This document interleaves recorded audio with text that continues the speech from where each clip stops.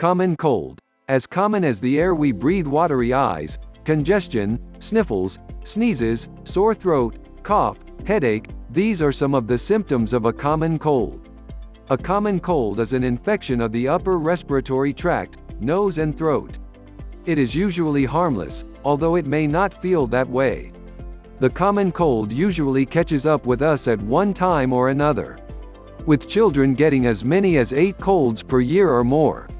This contagious viral infection of the upper respiratory tract is the most common infectious disease in the United States and the #1 reason children visit the doctor and stay home from school. There are approximately 200 viruses that can cause a cold. Most colds are caused by rhinoviruses. The name comes from the Greek word for nose, that are in invisible droplets in the air we breathe or on the things we touch. Aside from rhinoviruses, there are more than 100 subtypes that cause up to half of all colds. They can infiltrate the protective lining of the nose and throat, triggering an immune system reaction that can make throat sore, suffer headache, and experience difficulty to breathe through the nose. While getting a chill does not cause a cold, there are factors that make a person more susceptible to attack by cold viruses. These include excessive fatigue, depression, allergies involving nose and throat symptoms, and the middle phase of the menstrual cycle. A cold begins when one of several different kinds of cold virus attaches to the lining of the nose or throat. The immune system sends white blood cells out to attack this germ. Unless a person encountered it before, the initial attack fails and the body sends in reinforcements. The nose and throat get inflamed and produce lots of mucus. With so much of energy directed at fighting the virus, a person suffering from cold feels tired and miserable. The common cold is spread mostly by hand-to-hand contact.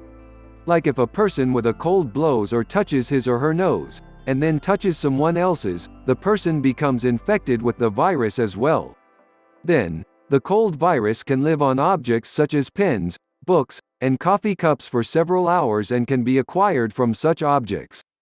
While common sense would suggest that coughing and sneezing spread the common cold, these are actually very poor mechanisms for spreading a cold. There is still no cure for the common cold. However, there are plenty of cold symptom remedies. The major home impact that we can have on the common cold is hand washing. Hand washing has clearly been shown to prevent the spread of colds. This can be particularly effective in public places and is recommended before meals. While there is news about treating the common cold with zinc, this is still not considered to be confirmed by adequate scientific research. Its benefits remain unproven. Vitamin C has been said to reduce the duration of symptoms from a common cold, but medical research has not supported this.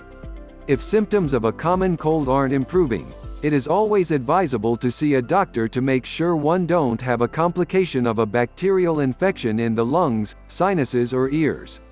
The common cold is truly common, cause it is the most contagious infection one will encounter in his or her entire life.